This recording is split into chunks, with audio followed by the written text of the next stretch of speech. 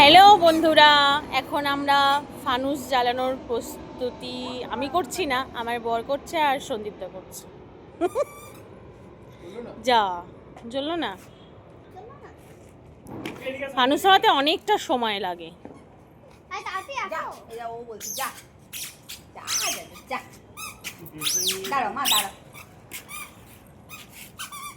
হ্যাঁ, এখানটা একটু ঠিক আছে, তাহলে ওখানে খুব অন্ধকার লাগছে। তুমি একটু এদিকে তাকাও গো।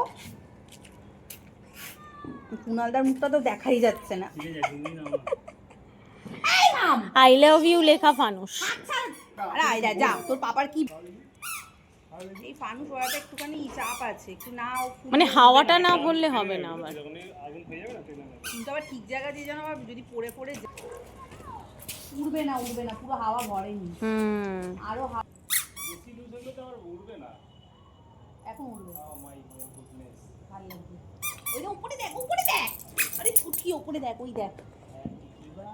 Happy Diwali, happy Diwali, happy Diwali, happy Diwali. আর বলে পড়ছি তো ওটা খুব সুন্দর লাগে।